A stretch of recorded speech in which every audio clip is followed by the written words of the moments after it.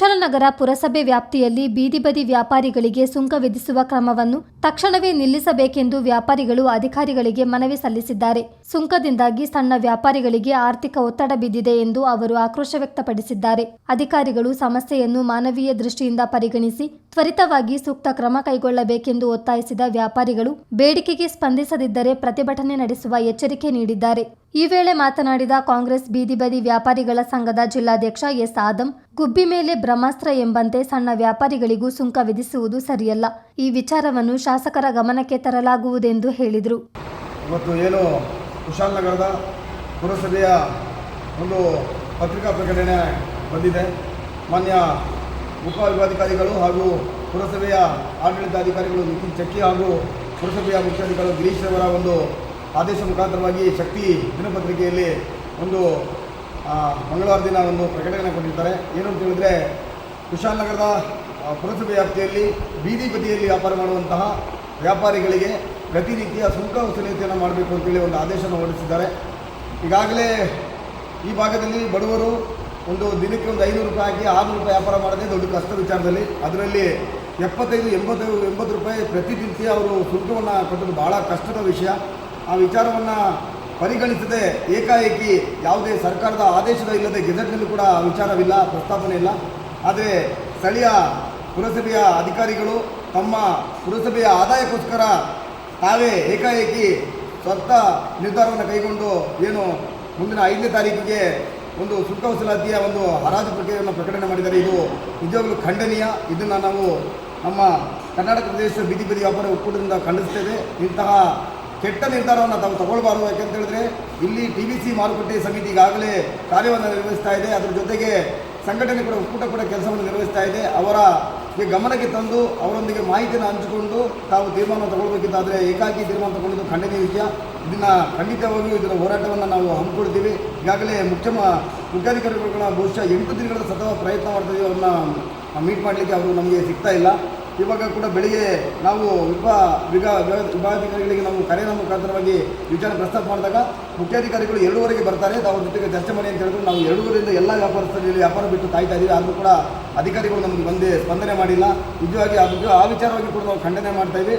ಆದಷ್ಟು ಬೇಗ ಬಂದು ಮುಖ್ಯಾಧಿಕಾರಿಗಳು ನಮ್ಮೊಂದಿಗೆ ಚರ್ಚೆ ಮಾಡಿ ಈ ಒಂದು ಬಹಿರಂಗ ಹರಾಜಿನ ಪ್ರಕ್ರಿಯೆಯನ್ನು ಕೈ ಬಿಡಬೇಕು. ಈ ವಿಚಾರನ ಮಾನ್ಯ ಶಾಸಕರ ಗಮನಕ್ಕೆ ಕೂಡ ತರಲಿಕ್ಕೆ ನಾಳೆ ಎಲ್ಲ ಸಿದ್ಧತೆ ಮಾಡಿಕೊಂಡಿದ್ದೇವೆ. ಯಾವುದೇ ಕಾರಣಕ್ಕೂ ಸುಂಕ ವಸೂಲಾತಿಯನ್ನು ಮಾಡೋಕ್ಕೆ ಅವಕಾಶ ಮಾಡಿಕೊಡದೇ ಇಲ್ಲ ನಾವು. ಖಂಡಿತವಾಗಲೂ ಇದು ಸಂತೆ ವ್ಯಾಪಾರಿಗಳಿರ್ಬೋದು ಅಥವಾ ಬೇರೆ ಬೇರೆ ಹರಾಜು ಪ್ರಕ್ರಿಯೆ ಮಾಡಲಿ, ಆದರೆ ಬೀದಿಯಲ್ಲಿ ಕಷ್ಟಪಟ್ಟು ಜೀವನ ನಡೆಸುವಂಥ ವಿರುದ್ಧ ಹೊಟ್ಟೆಯನ್ನು ಹೊಡಿಬಿಡಿ. ಬೀದಿ ಬದಿ ವ್ಯಾಪಾರಿಗಳ ಸಂಘದ ಮಹಿಳಾ ಘಟಕದ ಜಿಲ್ಲಾಧ್ಯಕ್ಷೆ ಸಲೀನಾ ಮಾತನಾಡಿ, ಅಧಿಕಾರಿಗಳು ನಮ್ಮ ಗಮನಕ್ಕೆ ತರದೆ ಏಕಾಏಕಿ ಇಂತಹ ನಿರ್ಧಾರ ತೆಗೆದುಕೊಂಡಿರುವುದು ಸರಿಯಲ್ಲ. ಇದನ್ನು ವಿರೋಧಿಸಿ ಮುಂದಿನ ದಿನಗಳಲ್ಲಿ ಪ್ರತಿಭಟನೆ ನಡೆಸುವುದಾಗಿ ಹೇಳಿದರು. ಇಲ್ಲಿ ನಾನು ಏನು ಹೇಳಲು ಇಚ್ಛಪಡುತ್ತೀನಿ ಅಂತ ಹೇಳಿದರೆ, ಬೀದಿ ಬದಿ ವ್ಯಾಪಾರಿಗಳಿಗೆ ಒಂದು ಬೈಲಾ ಇದೆ. ಆ ಬೈಲಾದಲ್ಲಿ ಎಲ್ಲ ವಿಷಯಗಳು ನಮೂದನೆ ಆಗಿದೆ. ಈ ಯಾವುದೇ ವಿಷಯಗಳನ್ನ ಇವರು ಓದದೆ ಮಾಡದೆ ಏನು ಮಾಡಿದರೋ ನಮಗೆ ಗೊತ್ತಿಲ್ಲ. ಆದರೆ ನಮ್ಮಲ್ಲಿ ಆ ಬೈಲಾನ ನಾವು ಇಟ್ಕೊಂಡು ಕೆಲಸ ಮಾಡ್ತಾ ಇದ್ದೀವಿ. ವ್ಯಾಪಾರ ಸಮಿತಿ ಅಂತಲೂ ಇಲ್ಲಿ ಒಂದು ಎಲೆಕ್ಟೆಡ್ ಬಾಡಿನೇ ಇದೆ. ಅವ್ರನ್ನ ಕರೆದು ಏನಾಗಬೇಕು ಅನ್ನೋದನ್ನು ಚರ್ಚೆ ಮಾಡಬೇಕಿತ್ತು, ಅದನ್ನು ಸಹ ಮಾಡಿಲ್ಲ. ಜೊತೆಗೆ ನಮ್ಮ ಬೀದಿ ವ್ಯಾಪಾರಿಗಳಿಗೆ ಯಾವುದೇ ಸೌಲಭ್ಯ ಕೊಟ್ಟಿರೋದಿಲ್ಲ, ಯಾವುದೇ ಒಂದು ಸೌಲಭ್ಯನೂ ಕೊಟ್ಟಿರೋದಿಲ್ಲ. ಒಂದು ಜಾಗ ಗುರುತಿಸೋದಾಗಿರ್ಬೋದು, ಅವರಿಗೆ ವ್ಯವಸ್ಥೆಗಳನ್ನ ಮಾಡೋದಾಗಿರ್ಬೋದು, ಒಂದು ನೀರಿನ ವ್ಯವಸ್ಥೆ ಆಗಿರ್ಬೋದು, ಒಂದು ಟಾಯ್ಲೆಟ್ ಬಾತ್ರೂಮಿಂದ ಬಹಿರ್ದೆಸೆಗೆ ಹೋಗ್ಬೇಕಂತ ಇದ್ದರೆ ಅಂಥ ವ್ಯವಸ್ಥೆಗಳಾಗಿರ್ಬೋದು, ಯಾವುದೇ ವ್ಯವಸ್ಥೆಗಳಿಲ್ಲ. ಈ ವ್ಯವಸ್ಥೆಗಳಿಲ್ಲದೆ ಪಾಪ ಬೀದಿ ಬದಿ ವ್ಯಾಪಾರಿಗಳು ನಾವೆಲ್ಲರೂ ಸಹ ನಾವೇನು ಮಾಡ್ತಾ ಇದ್ದೀವಿ ಅಂತ ಹೇಳಿದ್ರೆ, ಎಲ್ಲಿ ಜಾಗ ಸಿಕ್ತು ಅಲ್ಲಿ ನಾವು ವ್ಯಾಪಾರ ಮಾಡ್ಕೊಂಡು ನಮ್ಮ ವ್ಯಾಪಾರ ನಡೆಸ್ಕೊಂಡು ಹೋಗ್ತಾ ಇದ್ದೀವಿ. ಇವರು ಈ ಒಂದು ಅತಿ ವೇಗದಲ್ಲಿ ಪತ್ರಿಕೆಗೆ ಹಾಕಿ, ಈ ಪತ್ರಿಕೆಯಲ್ಲಿ ಬಂದಂಥ ವಿಚಾರ 24ನೇ ತಾರೀಕಿಗೆ ಪತ್ರಿಕೆಗೆ ಹಾಕಿದ್ದಾರೆ. ಆಗಲೇ 5ನೇ ತಾರೀಕಿಗೆ ಅದು 50,000 ರೂಪಾಯಿ EMD ಕಟ್ಟಬೇಕು ಅಂತಲೂ ಹೇಳಿದ್ದಾರೆ. 5ನೇ ತಾರೀಕಿಗೆ ಪ್ರಕ್ರಿಯೆ ನಡೆಸಬೇಕು ಅಂತಲೂ ಹೇಳಿದ್ದಾರೆ. ಇದನ್ನೆಲ್ಲ ಹೇಳಬೇಕಾದ್ರೆ ಇಲ್ಲೊಂದು ಪಟ್ಟಣ ವ್ಯಾಪಾರ ಸಮಿತಿ ಅಂತ ಇದ್ದ ಮೇಲೆ ಒಂದು ಮಾತು ತಿಳಿಸ್ಬೇಕಲ್ಲ. ಸಮಿತಿ ಇಲ್ಲದೆ ಏನು ಮಾಡಲಿಕ್ಕಾಗೋದಿಲ್ಲಲ್ಲ. ಬೇರೆ ಸಮಿತಿಗಳೆಲ್ಲ ಚರ್ಚೆ ಮಾಡಿ ಇವರು ಕೆಲಸ ಮಾಡ್ತಕ್ಕಂಥವ್ರು. ಪಟ್ಟಣ ಸಮಿತಿ ಸಮೇತ ಒಂದು ಎಲೆಕ್ಟೆಡ್ ಬಾಡಿನೇ. ಯಾವ ಒಂದು ಚುನಾವಣಾಧಿಕಾರಿ ಬಂದೇ ಈ ಸಮಿತಿನ ಮಾಡಿರ್ತಕ್ಕಂಥದ್ದು. ಆ ಒಂದು ಸಮಿತಿಗೆ ಒಂದು ಬೆಲೆ ಇಲ್ವಾ? ಆಗ ಈ ಸಮಿತಿಯ ಅಧ್ಯಕ್ಷನಿಗೆ ಬೆಲೆ ಇಲ್ವಾ?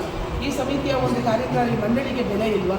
ಇದನ್ನೆಲ್ಲ ಮನವರಿಕೆ ಮಾಡ್ಕೊಳ್ಬೇಕಾಗ್ತದೆ. ಯಾರೇ ಅಧಿಕಾರಿಗಳಿರ್ಬೋದು, ಬಹುಶಃ ಎಲ್ಲರೂ ಎಲ್ಲ ತಿಳಿದಿದ್ದವ್ರೆ ಅಂತ ನಾನು ಹೇಳಲಿಕ್ಕೆ ಇಷ್ಟಪಡಲ್ಲ. ಕೆಲವರಿಗೆ ತಿಳಿಯದೇ ಇದ್ದಿರ್ಬೋದು, ತಿಳಿಯದೇ ಇದ್ದು ಇಂಥ ಕೆಲಸ ಮಾಡಿದ್ದಾರೆ ಅಂತ ಹೇಳಿದ್ರೆ ಇದನ್ನು ದಯವಿಟ್ಟು ಸಂಬಂಧಪಟ್ಟ ಅಧಿಕಾರಿ ಕೂತ್ಕೊಂಡು ಇದ್ರ ಬಗ್ಗೆ ಚರ್ಚಿಸಿ ಏನು ಮಾಡಬೇಕು ಅಂತ ಚರ್ಚೆ ಮೂಲಕ ತೀರ್ಮಾನ ಮಾಡಬೇಕು. ಹಾಗೂ ಬೀದಿ ಬದಿ ವ್ಯಾಪಾರಿಗಳಾದ ನಮ್ಮನ್ನು ಉಳಿಸ್ಕೊಳ್ಬೇಕು. ಯಾಕೆಂತೇಳಿದ್ರೆ ಆದಿಯಿಂದಲೂ ಏನು ವ್ಯಾಪಾರ ಮಾಡ್ಕೊಂಡು ಬರ್ತಾರೆ ಅದನ್ನೇ ಕಂಟಿನ್ಯೂ ಮಾಡಿದ್ದಾರೆ ಹೊರತು ಬೇರೆ ಯಾವುದೇ ಇದರಿಂದ ಬರ್ತಾ ಇಲ್ಲ. ಇನ್ನು ಸಂಚಾರಿಯವರು ಬರ್ತಾರೆ, ಬಂದ್ಬಿಟ್ಟು ಹೊರಟೋಗ್ತಾರೆ. ಹಾಗೆ ಅಲ್ಲ, ನಮ್ಮ ಬೀದಿ ಬದಿ ವ್ಯಾಪಾರಿಗಳು ಯಾವತ್ತೂ ಒಂದೇ ಕಡೆ ನಿಂತು ವ್ಯಾಪಾರ ಮಾಡೋಂಥ ವ್ಯಕ್ತಿಗಳು. ಹಾಗಾಗಿ ಇದರಿಂದ ವೆಂಡಿಂಗ್ ಝೋನ್ ಅಂತ ಹೇಳ್ಬಿಟ್ಟು ಗುರುತಿಸಿ ಅದನ್ನು ಮಾಡಿ, ಆ ವೆಂಡಿಂಗ್ ಝೋನ್ ಮಾಡಿದ ಮೇಲೆ ಬೇಕಾದರೆ ಇವ್ರು ಏನು ಹೇಳ್ತಾರೆ ಅದಕ್ಕೆ ನಮಗೆ ಒಪ್ಕೊಳ್ತಾರೆ. ಬೀದಿ ಬದಿ ವ್ಯಾಪಾರಿಗಳ ಒಕ್ಕೂಟದ ಜಿಲ್ಲಾಧ್ಯಕ್ಷ ಜಗದೀಶ್ ಮಾತನಾಡಿ, ಬಡವರ ವಿರುದ್ಧ ತೆಗೆದುಕೊಂಡಿರುವ ಇಂತಹ ನಿರ್ಧಾರಗಳನ್ನು ಎಂದಿಗೂ ಸಹಿಸಲ್ಲ. ಕೂಡಲೇ ಈ ನಿರ್ಧಾರವನ್ನು ಹಿಂಪಡೆಯಬೇಕೆಂದು ಒತ್ತಾಯಿಸಿದರು. ಇವತ್ತು ಏನು ನಮ್ಮ ಪುರಸಭೆಯಿಂದ ಟೆಂಡರ್ ಮೋಷನ್ ಏನು ಮಾಡಿದ್ದಾರೆ, ಬೀದಿ ವ್ಯಾಪಾರಿಗಳಿಗೆ ಪ್ರತಿಯೊಬ್ಬರಿಗೆ ಎಷ್ಟು ಅಂತ ಹಣವನ್ನು ಘೋಷಣೆ ಮಾಡಿದ್ದಾರೆ. ಇದೇ 19-20 ಶಾಲೆಯಲ್ಲಿ ನಮಗೆ ಎಲೆಕ್ಷನ್ ಅಂತ ಪಟ್ಟಣ ವ್ಯಾಪಾರ ಸಮಿತಿ ಅಂತ ಎಲೆಕ್ಷನ್ ಆಗ್ತಿದೆ. ಎಲೆಕ್ಷನಲ್ಲಿ ಯಾವುದೇ ಒಂದು ವಿಷಯಗಳನ್ನು ಚರ್ಚೆ ಮಾಡಿ ಒಂದು ಬೀದಿ ವ್ಯಾಪಾರಿಗಳ ತರಿಸುವುದಾಗಲಿ ಮತ್ತು ಬೀದಿ ವ್ಯಾಪಾರಿಗಳ ಒಂದು ಶುಲ್ಕವನ್ನು ವಿಧಿಸೋದಾಗಲಿ ಪ್ರತಿಯೊಂದು ಬೀದಿ ವ್ಯಾಪಾರಿ ಪಟ್ಟಣ ವ್ಯಾಪಾರ ಸಮಿತಿಯಲ್ಲಿ ನಿರ್ಣಯಗೊಳ್ಳಬೇಕು.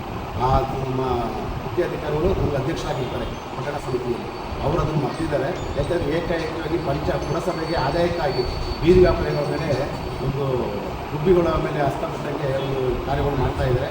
ಆದ್ದರಿಂದ ಬೀದಿ ವ್ಯಾಪಾರಿಗಳು ಪಟ್ಟಣ ವ್ಯಾಪಾರ ಸಮಿತಿಯಲ್ಲಿ ಕರೆದು ನಿರ್ಣಯಗೊಂಡು ಈ ಬೀದಿ ವ್ಯಾಪಾರಿಗಳಿಗೆ ಏನು ಸವಲತ್ತು ಬೇಕು ಎಲ್ಲ ಸವಲತ್ತು ಮಾಡಿಕೊಟ್ಟು ಅವರಿಗೆ ಶುಲ್ಕವನ್ನು ವಿಧಿಸಬೇಕು. ಯಾಕಂದರೆ ಪಟ್ಟಣ ವ್ಯಾಪಾರ ಸಮಿತಿ ಅದಕ್ಕೆ ಇವಾಗ ನೇಮವಾಗಿ ಅದೊಂದು ಗೆಜೆಟ್ ಪಾಸ್ ಮಾಡಿದೆ. ಆ ಗೆಜೆಟ್ ಮೂಲಕವೇ ಮಾಡಬೇಕಾಗಿತ್ತು.